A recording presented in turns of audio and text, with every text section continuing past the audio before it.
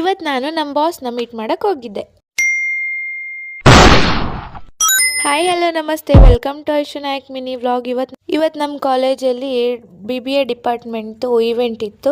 ಹಾಗಾಗಿ ಯಾವುದೂ ಕ್ಲಾಸಸ್ ಇರಲಿಲ್ಲ. ಇವೆಂಟ್ ಮುಗಿಸ್ಕೊಂಡು ನಾನು ರಕ್ಷಿ ಇಬ್ರು ನಮ್ಮ ಬಾಸ್ನ ಮೀಟ್ ಮಾಡಕ್ಕೆ ಹೋಗೋಣ ಅಂತ ಅಂದ್ಕೊಂಡ್ವಿ. ನಾನು ಅವಳು ಇಬ್ರು ಆಟೋದಲ್ಲಿ ಹತ್ತು ಕುತ್ಕೊಂಡು ನಾವಿಬ್ರು ಹೋದ್ವಿ. ಆಲ್ರೆಡಿ ಬಾಸ್ ಅಂದರೆ ಯಾರಂತ ನಿಮ್ಗೆಲ್ಲರಿಗೂ ಗೊತ್ತಾಗಿರುತ್ತೆ.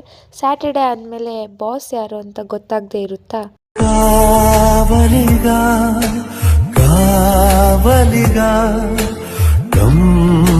ಇವರೇ ನೋಡಿ ನಮ್ಮ ಬಾಸ್. ಆಮೇಲೆ ಬಾಸ್ನ ದರ್ಶನ ಮಾಡಿಕೊಂಡು ನಾನು ಪ್ರದಕ್ಷಿಣೆ ಎಲ್ಲ ಹಾಕಿ ಆಂಜನೇಯನ ದೇವಸ್ಥಾನಕ್ಕೆ ಹೋದ್ಮೇಲೆ ಹನುಮಾನ್ ಚಾಲೀಸ್ ಮರಿತೀವ, ಅದಕ್ಕೆ ಹನುಮಾನ್ ಚಾಲೀಸ್ ಓದಿ ಹಾಗೆ ತಾಯ್ತಾ ತಗೊಂಡು ಹೊರಗಡೆ ಬಂದು ನವಗ್ರಹಗಳಿಗೆ ಪ್ರದಕ್ಷಿಣೆ ಹಾಕಿ ನಾನು ಎಳ್ಬತ್ತಿ ಹಚ್ಚೋಣ ಅಂತ ಹೋದೆ. ಎಳ್ಬತ್ತಿ ಏನಕ್ಕೆ ಹಚ್ತಾರೆ ಅಂದರೆ ನಮಗೆ ನೆಗೆಟಿವಿಟಿ ಜಾಸ್ತಿ ಆಗಿದ್ರೆ ಹೋಗಲಿ ಅಂದ್ಬಿಟ್ಟು ಎಳ್ಬತ್ತಿ ಹಚ್ತಾರೆ. ಅದಕ್ಕೆ ನಾನು ಕೂಡ ಹಚ್ಚಿದೆ. ಆಮೇಲೆ ನಮ್ಮ ಬಾಸ್ನೇನೋ ನೋಡಿದ್ವಿ, ಅವ್ರ ಬಾಸ್ನ ನೋಡೋದು ಬೇಡವಾ, ಅದಕ್ಕೆ ನಾವು ಅಲ್ಲೇ ರಾಮ ಮಂದಿರಕ್ಕೆ ಹೋಗಿದ್ವಿ. ಇಲ್ಲಿ ಏನು ಸ್ಪೆಷಲ್ ಅಂದರೆ 13 ಕೋಟಿ ಸತಿ ನಾವು ಶ್ರೀರಾಮ್ ಜೈ ರಾಮ್ ಜೈ ಜೈ ರಾಮ್ ಅಂತ ಬರೆದ್ರೆ ನಮಗೆ ಒಳ್ಳೇದಾಗುತ್ತಂತೆ. ಬರೆಯೋಕ್ಕೂ ಕೂಡ ಅವರೇ ಬುಕ್ ಕೊಡ್ತಾರೆ.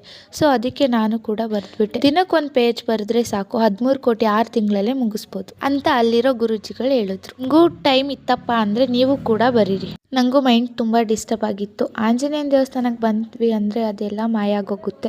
ಕಾರ್ತಿಕ ಮಾಸ ಇರೋದ್ರಿಂದ ಅದಕ್ಕೆ ದೀಪೋತ್ಸವ ಅಂತೆ, ಅದಕ್ಕೆಲ್ಲ ರೆಡಿ ಮಾಡ್ತಿದ್ರು. ನಾವು ಬರಬೇಕಾದ್ರೆ ಹಂಗೆ ಇಬ್ಬರು ಬಟಾಣಿ ತಿಂದ್ಕೊಂಡು ನಾವಿಬ್ಬರು ಅವಳು ಹಾಸ್ಟೆಲ್ಗೆ ಹೋದ್ಲು, ನಾನು ತಿಂದಿದ್ದು ಬಂದೆ.